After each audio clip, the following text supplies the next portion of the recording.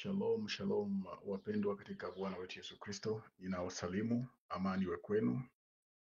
Ni muda mrefu kidogo nilikuwa sifundishe ama nilikuwa sihubiri kwa sababu nilikuwa na msiba wa mama yangu mzazi alifariki,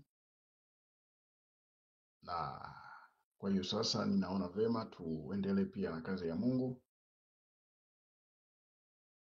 Kwa hiyo ninawashukuru sana ndugu zangu ambao waliolia pamoja na mimi katika kipindi cha huzuni na kipindi ambacho nilikuwa kwenye hali ngumu sana. Wengine walinitia moyo, wengine walisapoti kwa namna tofauti tofauti. Mungu awabariki sana, bila kusaulika kanisa la PPC, Peace Pentecostal Church Deben. Mungu awabariki sana pamoja na mchungaji. Bila kusaulika kanisa la Shiloh Pentecostal Church. Mungu awabariki sana pamoja na mchungaji. Kwa kuwa mlikuwa pamoja na mimi, mulinifariji, mulikuwa pamoja na mimi bega kwa bega kama ndugu yenu katika Bwana wetu Yesu Kristo. Na Mungu akawarudishie kwa upendo huo, na kwa kazi mlioitenda basi Bwana wakumbuke katika siku hiyo yake, akawarudishie. Pamoja na watu mbalimbali, watumishi mliokuja na kuweza kulia pamoja na mimi, Mungu awabariki sana. Ni wenu mtumishi wa Mungu, niko hapa Mayenge JMRC. Na somo letu la leo, somo letu linasema jinsi moyo unavyoharibika. Jinsi moyo unavyoharibika. Uwe makini na moyo wako. Jinsi moyo unavyoharibika, uwe makini na moyo wako. Bwana Yesu asifiwe. Somo letu ni kwamba jinsi moyo unavyoharibika, moyo wa mwanadamu, na huwe makini sana na moyo wako. Somo hili likusaidie baba, likusaidie kaka, kwa sababu katika dunia sisi ni wasafiri, na duniani hapa sio mahali petu kwamba sehemu hii tuishi kivyovyote tunavyotaka sisi kuishi. Na mfano mdogo sana ili upate kujua kama sisi ni wasafiri kwa sababu ya kifo. Angalia, leo nilikuwa na mama yangu, nilimpenda sana. Pamoja na yote nilitamani aishi kweli kweli, niendelee kumuona, lakini anatoweka. Na niliishi naye miaka mingi, nilikula naye, alinitunza, alinisaidia mengi, alifanya vyovyote, tulicheka, tulifurahi, yani nilikuwa sioni kama anaweza kufa. Lakini siku ya leo angalia amefariki. Moja kwa moja tunajua kumbe sehemu tunakuja ni kwa kitambo. Okay, ni nani anayekuja kwa kitambo kama si mgeni? Mgeni si mwenyeji wa nyumba. Maana yake alivyokuja ndivyo atakavyorudi tena huko alikotoka. Sasa sisi tulikuja, tulitoka kwa baba, tutarudi kwa baba. Sababu roho zetu zote ni mali yake Mungu. Na ndio kwa maana hata katika familia yenu wewe mwenyewe unajua ni wangapi ambao mlishapoteza, ambao walishafariki. So katika sa dunia inabidi tujue jinsi gani ya kuweza kuishi, hasa kupitia kitu kinachoitwa moyo. Na hii moyo ni sehemu pana sana ya mwanadamu, ni sehemu kubwa sana ya mwanadamu, ni sehemu kabambi sana ya mwanadamu, ambayo wanadamu wanatakiwa wafundishwe sana vya kutosha. Wanatakiwa wafundishwe sana vya kutosha kuhusu moyo, ili wapate kuielewa moyo wao jinsi unavyokuwa na jinsi Mungu alivyoidesign na vile Mungu alivyoiumba na kuiweka, aliwekea nini, na ili sasa watu wapate kuepukana na kila aina yoyote ya dhambi na maovu. Unasikia? Kwa hiyo tuombe. Mungu, tunakushukuru. Asante Bwana Yesu. Tunakuomba kwa jina lako useme pamoja nasi katika jina lako Yesu Kristo. Amen. Okay. Sasa nitaanza pole kufundisha kwanza. Kabla niende kwenye moyo, nataka nianze kwanza nieleze kwanza mtu ni nani. Ili tunapoeleza mtu ni nani ndo tuende sasa kwenye moyo, kwa sababu somo letu ni moyo. Uwe makini na moyo wako au jinsi moyo unavyoharibika. Sasa tunaenda kwanza kwa mtu. Mtu tulivyosikia kwamba Mungu alivyosema kwamba hata tuumbe mtu kwa mfano wetu. Kwa mfano wetu tumuumbe mtu akatawale duniani. Tunaanza kwanza, mtu ni nani? Mtu ni kiumbe kilicho kwa mfano wa Mungu. Na kile kiumbe ni kiumbe gani? Kile kiumbe ni roho. Kile kiumbe ni roho. Kwa nini nimesema kile kiumbe ni roho? Maana yake mtu halisi ni roho. Na kwa nini ni roho? Kwa sababu ni mfano wa Mungu. Sasa Mungu ni nani? Ukisoma Yohana, kama sijakosea, amesema kwamba Mungu ni roho. Mungu ni roho, na wale wamwabuduo wanatakiwa wamwabudu katika roho na kweli. Kumbe Mungu ni roho. Mungu ni roho. Anaumba kiumbe cha mfano wake yeye Mungu. Maanake kile kiumbe mfano kinafanana, maanake ni huyo kiumbe, kwa sababu anamfanana Mungu, naye anaitwa roho. Tunaelewana? Ndipo tukisoma Mwanzo ili upate kujua, Mwanzo 1:27, Mungu akaumba mtu kwa mfano wake, kwa mfano wa Mungu alimuumba, mwanamume na mwanamke aliwaumba.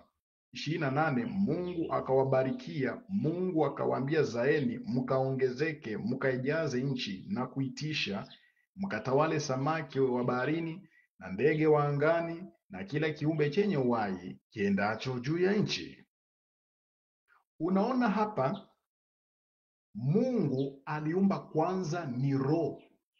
Hakuumba mwili, hakuumba nafsi, hakuumba moyo.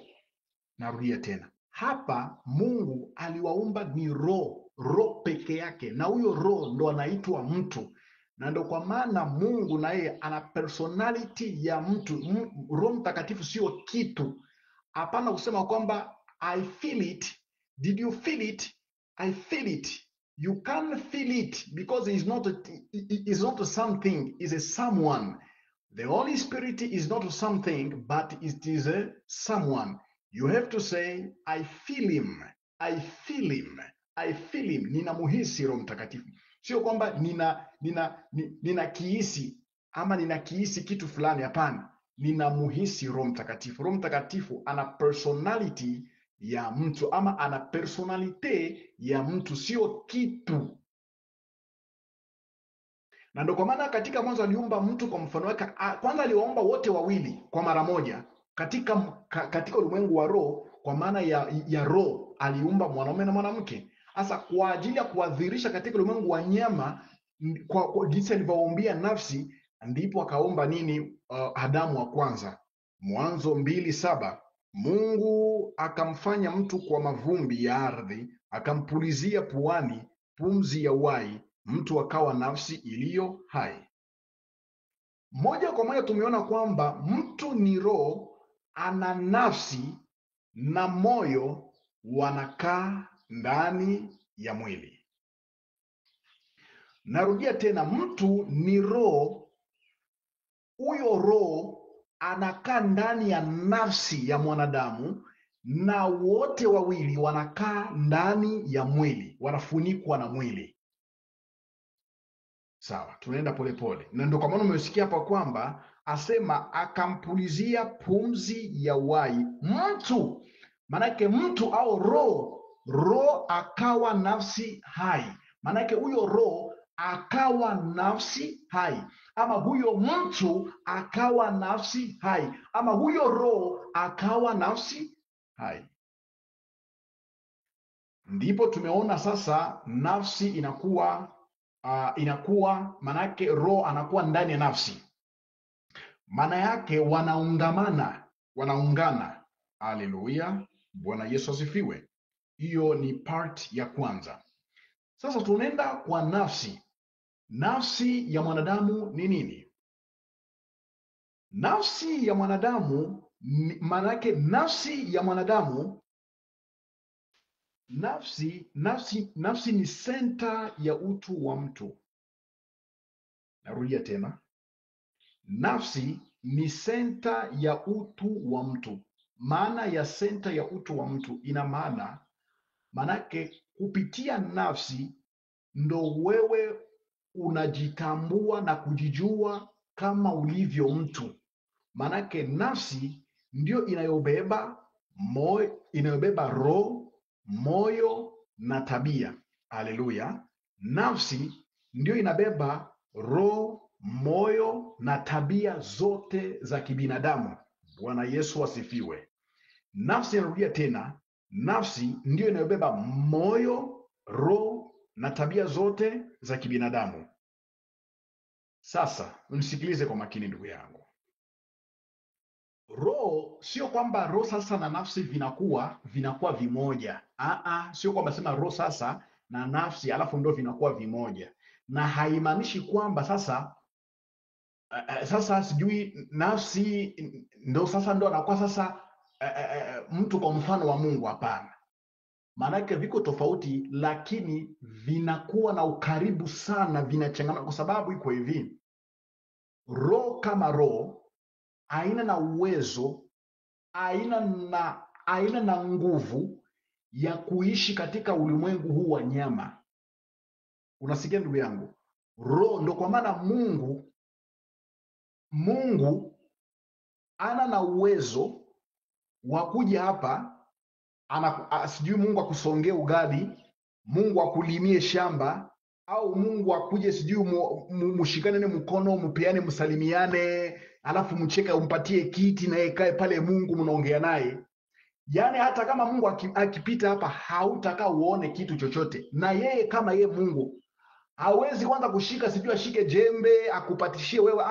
Hiyo kitu hakipo. Na ndio kwa maana hata mapepo na mashetani hawana na uwezo wa kuishi kama binadamu hapa duniani, isipokuwa ili waishi kama binadamu sharti wachukue mfano wa kijitu au mfano wa mtu, mwanamke ama mwanamume.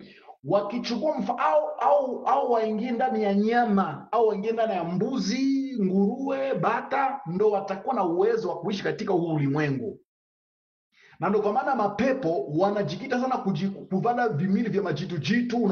Unaona kijitu kikubwa sana, kenye kuwa na mapembe, kenye kuwa na meno, anachukua kile kijitu kwa ajili ya kupata na nafasi ya kuishi katika ulimwengu huu. Au anavaa mfano mwili kama vile wa kike, anavaa mwili wa kiume, anavaa mwili wa mtoto mdogo, anavaa mwili wa kitu chochote, bata, nguruwe, ili apate kuishi katika ulimwengu huu.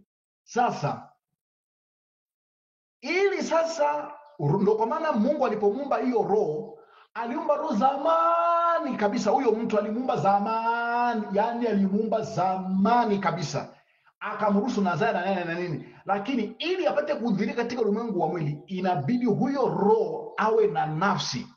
Sasa sikiliza nikwambie, nafsi ndio inamfanya huyu mwili wa nyama na damu awe kama jinsi unavyomuona: nyama, mifupa, damu, hiyo utumbo, moyo, ubongo, meno, makucha, macho, nyele.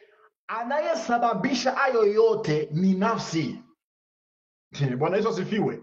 Na ndio kwa maana unasikia Mungu alilifunga tu lile udongo, akalifunga lile udongo. Sio kwamba Mungu aliumba sijui meno, akaumba sijui utumbo, akaumba figo, akaumba damu, ilikuwa tu ni udongo kama mavumbi, lakini ile mavumbi wakati alipoitumbukizia hiyo nafsi moja kwa moja ile udongo likabadilika likakuwa nyama na nini. Sasa huyo nyama huyo anatumikishwa ndo na nafsi, manake nafsi ndiye anamfanya huyu nyama awe active kwa maana ya hisia zote, kuwa na hasira, unatembea, unaenda kule, unarudi, unaongea, unafurahi, unacheka, unakasirika, unafurahi, unaimba, unacheza sana, ni nafsi. Na ndio kwa maana mwalimu amesema kwamba nafsi inayotenda dhambi ndio itakayohukumiwa ama itakayotupwa jehanamu, ni nafsi. Manake jinsi ulivyo hapo, ukiamka usiku unasema hapa naenda hapa nataka kwenda huku, hapa nataka kurudi huku, hapa nafanya hivi. Wewe kuja hapa. Wewe una nani? Mtu anakasirisha, huyo yote, hiyo tabia zote, zile matabia zote unazoziona na jinsi unavyotembea, unakula, unacheka, unahubiri, anayefanya vyote ni nafsi huyo. Ni nafsi. Sio kwamba ni mwili yenyewe.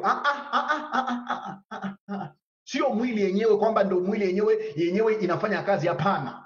Sasa kuhusu mwili pia naweza pia nikawaambia, kabla niwaambie kuhusu mwili uko kwenye nafsi. Sasa nafsi ana kitu kinachoitwa moyo. Bwana Yesu asifiwe. Sasa nafsi anakuwa na kitu kinachoitwa moyo. Sasa moyo ni nini? Moyo ni senta ya nafsi, ambayo hiyo moyo inapokea vitu kutoka kwa roho, inapokea vitu kutoka kwa nafsi pia. Haleluya, Bwana Yesu asifiwe. Moyo inapokea vitu kutoka kwa roho, moyo inapokea vitu kutoka kwa nafsi. Sikiliza nikwambie, huyu moyo ndiye anakuwa kama vile engine, yani anaomba vile supply, yani ili maneno yatokee katika ulimwengu wa mwili, kwa maana ili sasa huyo nafsi atende jambo au jema au jambo baya. Ili mtu atende jambo jema au jambo baya, ndarudia tena, ili mtu atende jambo jema au jambo hovu, inatokana na moyo. Haleluya, haleluya, piga mikono vigelekele. Sikiliza nikwambia siri hii, moyo ndio center. Sasa huyu moyo kazi yake ni kuhakikisha kusababisha kitu chochote, tabia yoyote, mwenendo wowote uzalike kwa ulimwengu wa mwili. Kwa maana huyo moyo ndiye anasababisha jambo litokee baya ama litokee jema, na hivi vitu vinafanyika ni ndani ya moyo. ndo maana ya nini? Ya moyo. Sasa hii moyo tunaongelea haina maana ya hii moyo inayopump damu, ambayo Wafaransa wanaitwa cœur, wengine wa Swahili ya kwetu Kongo Lubumbashi wanaitwa ro. Yani wanaita hii moyo inayopump damu buro, wanaita pia buro, ndio ro. Wengine wanaitwa cœur, wengine Waingereza wanaitwa heart.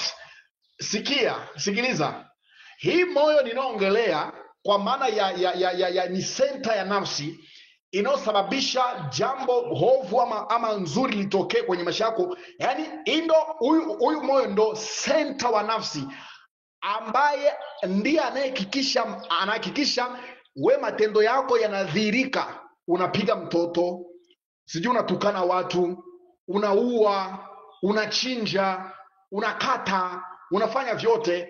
Sasa nafsi anapokeaka ni kwa moyo anasupply tabia, anachakata vyote, anamsukumia nafsi anazalisha. Sasa huyu nafsi anazalisha vibaya ama vizuri, lakini anayesababisha vyote ni moyo, maana yake huyo ndio center. Sasa hiyo moyo sio kwamba ni inayopump damu. Hii inayopump damu ni hiki kinaitwa kifasade, ama inaitwa kama vile carcass ya huyu mwili wa nyama. Sasa huyu mwili wa nyama na yeye iko hivi. Mwili wa nyama ana kitu kinachoitwa pia moyo wa nyama. Huyu moyo wa nyama Kazi yake hii moyo wa nyama ni kusupply damu. Kazi ya hii moyo wa nyama ama hii cœur ya nyama ama hii roho ya nyama inayopampa damu tu, inolia kwenye kifua tu tu tu tu tu tu, kazi yake ni kusupply damu na mengine kadhalika pia. Na okay, tusende mirefu ni kusupply damu. Manake damu ya mwanadamu yote inakuwa supplied na hii kiro, hiki kimoyo kinopampe nini, damu. Bwana Yesu asifiwe. Sasa hii mwili mzima yote, hii mwili mzima ili ipate kuwa na hiyo physics, yani ili upate kunyoosha mkono, ili mkono wako unyooke, ushike kitu ushike kitu ama ukamate unasikia, ili ushike kitu ama utembee mguu wa kwanza wa pili, upate kukaa upate kutingizika, inatokana na function ya nini, ya ubongo. Maana yake ubongo huu wa huu mwili ndiye anayesababisha kutingizika kwa huyu mwili, maana yake physically ya huyu mwili. Hata ili wale wanaofanya mazoezi, ili mwili wako ipate kufanya mazoezi ambayo unayofanya, mara kunyosha mkono, kusukuma mguu kule, sijui kifua, tumbo, sijui nini, vyote vinatokana na afya ya huyu ubongo. Unasikiliza? Hii ndio siri iko hapo. Maanake ubongo ndio unasababisha haya yote, utingizike na nini. Ndio kwa maana ubongo ukishakufa, manake mtu anakuwa paralyze. Kama ubongo haufanyi kazi, ukifa tu kama upande mmoja hivi, ndio naona nini, mtu anakuwa paralyze, anapooza mkono ama anapooza mguu. Manake mtu anaitwa mwenye kupooza. Sasa hivyo vyote, hiyo yote ubongo ni kwa ajili ya nini? Ya physical, yani kutingizika kwa mtu. Sasa nafsi yeye anakuwa sasa anasababisha sasa wewe, manake moyo anasupply kwa nafsi yeye anakuwa kazi yake ni kukufanya sasa hii mwili, kuitumikisha mwili itende jambo lolote lile kwa maana ya mabaya au mema. Bwana Yesu asifiwe sana. Sasa unisikilize ndugu yangu, ni kusema hivi. Sasa ule uhai wa ubongo, uhai wa hii moyo unaopampa damu, vyote vinatokana na nafsi. Kwa sababu ya nafsi kuwa hai, na ndio kwa maana unaviona vile vinakuwa hai. Maanake vyote vile ubongo, moyo unaopampa damu na damu, nyama, mishipa, vyote vinatumikishwa au viko hai ama vinatumikishwa na nini? Na nafsi. Kwa sababu ya nafsi kuwa hai, ndipo unaona vyote hivi vinakuwa hai. Na ndio kwa maana mnaangalia hivi, kama nafsi ya mwanadamu ikitoka paf, siku tu itatoka ni siku tu 4, tayari mwili unaharibika wote. Figo, moyo unaopampa damu, ubongo, mifupa, vinaanza kuharibika vyote, pole, vinaanza kuharibika, kuoza. Lakini nafsi inapotoka haifi, haizeeki, inakuwa vile vile ilivyotoka.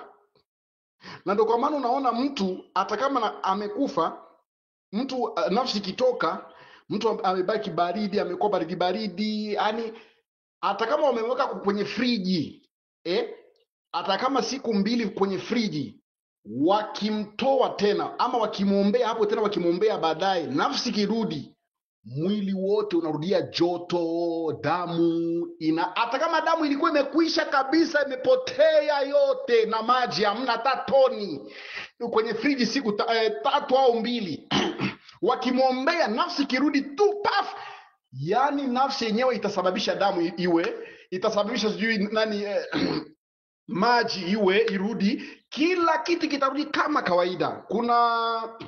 Kuna shuhuda moja fulani mke wangu alikuwa ananipatia hapa kwamba huko sehemu ambayo alikuwa sehemu fulani, aliona kuna binti mmoja aliyewekwa kwenye friji, sijui kwenye mochwari, siku kama 2, baadaye wakamtoa, akaamka.